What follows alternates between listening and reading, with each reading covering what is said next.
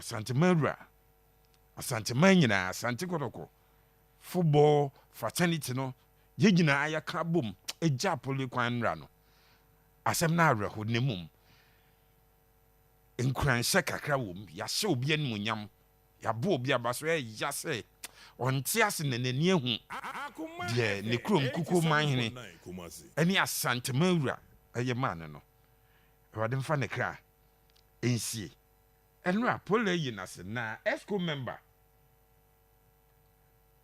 Loziko Mr. Kinselo Sebonsu ɔkyerɛ mu a ɔse saa deɛ wei deɛ ebi nsi bio wɔhyɛ saa safety protocol mpanimfoɔ de aba mu nneɛma a wɔde atoto adwam ne ade na wɔgye di yɛ sɛ saa awudisɛm wei deɛ yɛn football no mu ebi nsi bio.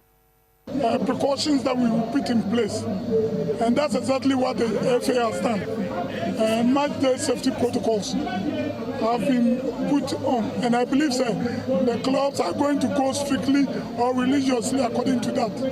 I know says yes, you better forestall that unfortunate incident, and I believe for now, every fan of football or every stakeholder, you're very cautious of whatever can happen to him or her.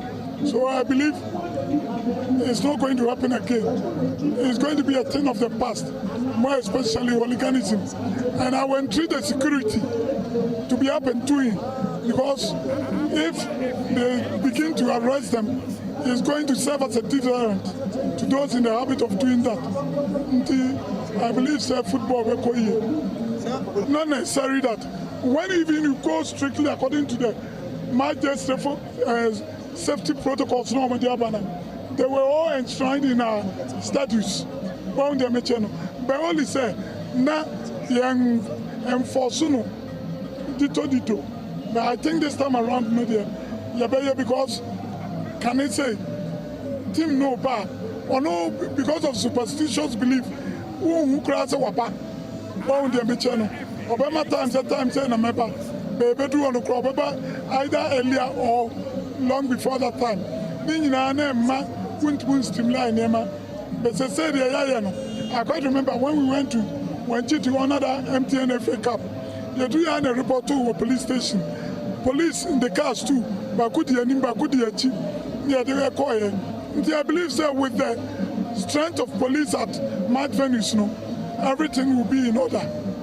Yes, Kingsley Osebonsu Loziko Owura Odu ani Chem United a odi akotene pa o se ogidi ye ka se my day safety protocols mpanifo edi agudwa ene supporters nanka sakra futu a omo nyine se bibi besi bio so ma me sha semfu so Pooley wo yi aye se de yesi no ye ja branch kwa akwankodja so ma ye de man yesua bibi afrem den lessons and a servo yen na kwan be ne yefa so se de be na saade we e bi nsi bi ansa na wi amabisa say are we ready for football sebo awusia yenda obi biase obi otimi eba se bia obi otimi boa in a different way yeah no yenda but say ya wo ka say ade na yesu afiri mu obi ope bo bia na e na adwen say ewo ni mu no nia esi ka kire ne say a lot of the time yenye ho personal security person. Yes. When you sense that environment is a bit hostile, you have to leave. Yeah. Now, Anubina, you decided so obey, but it's an adream bonny. Any idea na ye predetermined this is say person chinchina no moto so ayen sa. But the chance football no a game a united. Nti idea eka do abom ne dom abom. Nti wo hwe nipa dodo e ba wa obi wo ha free cry ehu langa bell mu free cry yankiti munyina bai idea a unifying force an entertainment sport. Nti at no point and I say obi decide say on the ball no say ni no hu no nti or them rush shenisem. It's a big no. football a game that you just enjoy over 90 minutes and then you move on. Inti we actually say ball no na won tiase a atorenche ma atu should tell you say football is not life and death. There's no reason in this world a bit might justify why somebody should go to the stadium. No be feel say ono ye ono nti obe decide say obeji obi nkwan free football in be anywhere as kra a justification for taking someone's life. Inti wa wo di ball na chi na ntimi nkra wakoma no asema esi asema we say kire say enye ho na wo di wakoma obema wakoma sorry na wakoye de awopɛ enye sa na te a game that we tease ourselves, a game that's a creative fun, a game that you just come into contact with people they will become family for the rest of your life. Enti yenyina enim bechemfu achirem other venues akwa ono mu nyina edi agro bia achirem zo oba okan ho ye nipa ba ko yenyina support ye dede isre ho a refi boma yakofi 87.9 it is also born na obedi achire na wo ye foforo wo ahaba mono wo football ni mu dia football no enchirese se ye be hyew anase wotimi luzu a na opposition fans ju o mani nti wo ho kwan se to bebi abo mo anase okoju obi nkwan free ni sem se ball no na wo pese odi achire a asema asi no should tell you say ball na wo hu ne se ye ntokwa ayokon kuma asem na nyesa na te. We should learn our lessons as a people. Yama say be yadwene ni nyadwuma. Si yakosi yakwohwe bo. So hwe na say wo yiri bi na ama yi na wo ye depressed na bo no ho ne nyema o misra wo kopensu obi anotena. Na ma breku nsumu asunu amfiri wo mra na ho ato. Emetena go prama no because oba ho a obi besrew. Oba ho obi bedi akini say unua kra na ebo no onya ade abusi obi beka. Nti wo hwe na wakoma ntumi enko. But the bigger picture then say football no a game a entertainment keke. We are just using it as a tool be united. It is na wo di achire bi na wo nim se na football ne tia say ne tia ye nyi obi nkwan free ne nsam. So abusia yen fa di we nti e ho papa. So person di ewu a omukro mu ni ewu omugba ban nti obetime register wa Ghana Army ofa forms no mbefa wa ye de tu obeje ntokwasi Pakistan ne Ukraine di ya ye pe ifo no wakoho no wakoye o mensem ho ba ko prama no so de ho nya ho ne ye be ye mensem nti so pass soldier fo atari o ma pempem gu be ma camp ni yi ko fa go through their training o pass out no feel so you qualified o be show to kwa ne de wiase bi estuntwa Somalia de Sudan die Ukraine die baby a bi dos we soja ni na pese tuo na ato na ade wo de opese o ye ebetimi de wakọ ba so obeba park so no feel say wona se bi bon santa ebisi wa no wona krom ho nyina obi aje atum ze wo ye widini se wa ba wi ase no title da so na se wo ye widini we o de o title da so a na ze wo ye widini a abusia ayenema we just have to ni ehun se de bechemfo abekire Nations FC akire Okoye United akire Olympics akire House of Folk omene Kotoko about the most matches in Ghana Premier League history Nations FC Dr. Kwame Che team abusuya de o ma bekire ni teze game no aye yonko do aye game aye nyina de fa yonko anya de bi asa o. And in football there is always a time to try again. Sport ankasa sa na tie se season yanko yi ama next season you just have to be hopeful and do the right things a bit by your season se matters G League ofri o mediama ye ne nyoma ye mediama so beje mediama before mediama agent na Kotoko age has age so there is always a time to try again. It is all the boy achi amesro nya ho na okoye wakoma wanhwa obenya asem Akra waboa football pa deni pa bebre akoma so na sebi ojeje ntwie bi de mra hye ne nsem a awusua waje ne kra free ne nsem no ze wa to ba bi a wo bi anso beba Tiabusia, yes, a lot. A sad moment, but we a moment I was say, you know, say football is not all about. I commanded 3 points now. On ya dear, on ya, this only one point a one will be so best. And who be the maybe as a more young car say, Kotoko supporters no Huruno. As a one cowboy Legon cities in your mobile was a mount. So you're Ghana legend. Tiabusia, we should be careful. The way Yamaya come and in the DA war and your mabbe brave emotions, no, here your tries our call now pressure be wakujano or no, sorry, a pea. Nya honey a call, say you cookunipa, Tiabusia. I deal with you, influence the Ekasiapa. May I say, James Maila Kosapia, head coach, Sudan. Coach Echimwa, na Senka, or Ekotwan Jumaso, Nanso, and Rapole Yintino. He had to stay. Coach Naminshao, a war, a Jumapa, Moye, a de Amas and Tugoro, Nafi, Napoleon, Mojana Quine, come and Yami, Ishamu. Saraf, Quine Santugoro Kofasu, a jar. Pooley Quine. A friend, na asa and 70 what does it tell us? And record my Asante Kotoko football fraternity, and Pooley and Munyam. BBN one might be to me a compensating for the life of a person, but in your basaya, yana ya share. Say, and yoma call basa, and I say, Nana Pooley chis and yoma uncle ya, and can even do Arehua Babaka, Arehua be more. But then I'm say, Nechi as a neoma akito ye, ne ma otumfo education fund.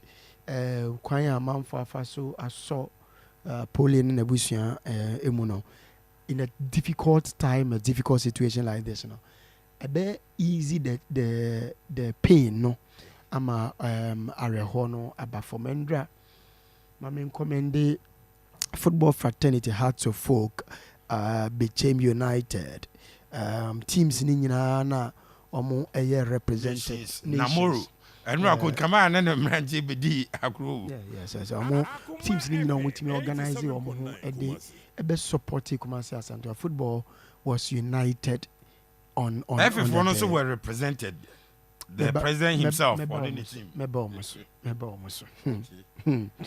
Now, so football are united towards one agenda, and the agenda is that never again should we see this. Never again should we see this. Yeah, can never again. So now you demand this. Justice must be saved. Baby, a Pooley say February no nekuno. Baby obiano. So say new remuno that. Not that just for us as well. And Mariah, Manessa would be born in Ghana now, Janico Senegal. Now, what I mean, you were Interpol, your collaboration between security agencies. You do the idea to me survey notice for repatriation. My cousins are Kwawi Mumfan Emra no me face justice. Emra wo international laws are dealing with crime. This is who commit crime and you are say me free this particular jurisdiction or into another jurisdiction. So justice ought to be saved. Into your different legs of this whole thing. Kwanya ya first one money Pooley one leg. Justice saved another leg. Lessons learned another leg. So Nimian say no kambumwa nanke hunsa fe bibia atodin. But ya money Pooley bibia ya kama ni ya munyam share bibia todin and all that and only one leg. Ye hope say justice will be saved. Ye mpese we be oh ye hu no yehu yebe hu na afi ba yimfie mienu mfie miensa afi na foolish case na ya movie on. We don't want it to happen like that. Now ye wie no ye bisa say what are the lessons that we ought to learn. Now we can football people. You krumu ha no. And Rocket in the team heavily represented. Yeah, they would now can run now could they have afforded so will be almost so. And upon a man who are more when I'm they didn't have any option. They couldn't have afforded so wins one. No one is one man, Nakakra, based on their normal and so achi betumi an na nam hanma and sa na eduru baby omo realize say hu na no di. I mean, so they didn't have any option than to be here in their numbers and all that. Enye news because wo dwumadi a wodi me say my organizer programmer ya chi obi ho na ho na hu say wo organize program na asem sia wan kasa na wo as organizer wo asem bo ne po emra no there's no way I will find a program na man kai as issue na there's no way wo be fa ho adi ntia na me omma yes I say obi na call ne ba bi no akoye na say there's no case to answer. I mean that impression and it's a very wrong impression. It is your product. You organize the safety measures. If this thing happen in the stadium, happen or the premises of the stadium, whatever it is. No, what I say I'm happy. Whatever it is, you have a case to answer. Until now, to me, many years as oh, Munyan in Temayembo league, you know. I mean, you were joking. Now you are not serious. Now you realize that to say, look at how the situation is now. Also, Kotoko on how the FA is being disrespected. Now, Kotoko has full facilities. Most are available. They are insisting say a one or mobile ball. Menu be no be seen a Friday. Won't mean can him fast. And can you imagine? Yeah, and you the live commentary. And you can look at the disrespect for the institution, the football institution. And one as a put him in that situation now. Say people can call your bluff and say. Yeah, but boy, Kotoko, we are not ready for the league. We are here. Opa monje points. Na monka say at the points. You know you can't do that. And you put yourself at a corner where Wama first na say yes, OBS say na FN yeah, obeko relegation na there now Kotoko has to full we can tell you say no more performance na do obeko relegation. Now attempt here. The institution FA will come down. I mean, you know how people are. So unless be divided now, if they decide so be fight at a common front, you know very well. And I've told you. A formidable heart of folk, formidable Accra heart of folk. FA Juma Krano, Juma be attractive than the FA work because of the numbers you command. FA will support no one. FA doesn't know one year in one. FA doesn't command any these class in the commanding a do a blaster as a coba, yena yet me up and order. Make a quay. Cat Beje microphone or Takwa no ye blasters will say Budin blasters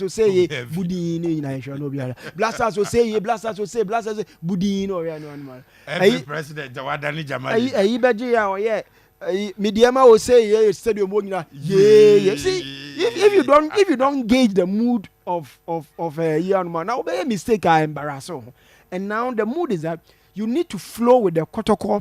Any situation no nanka na make sure say there be a situation be see a present and a bit a bad situation but it's me presenting an opportunity for somebody to make a name situation in kono na fe the way people see you no say oh wow penny asem na de na nya de but the way wagina a handle at no he has shown leadership and that for me if you know he was belated but at least they were there. May I say Seraph ana wotin kan kwame dakwa e wo UK kwame mamento wonka meti wonka che migiri se bibia boko nyamisha na onye okese pa yeguso nemum abrepokuma hene bafo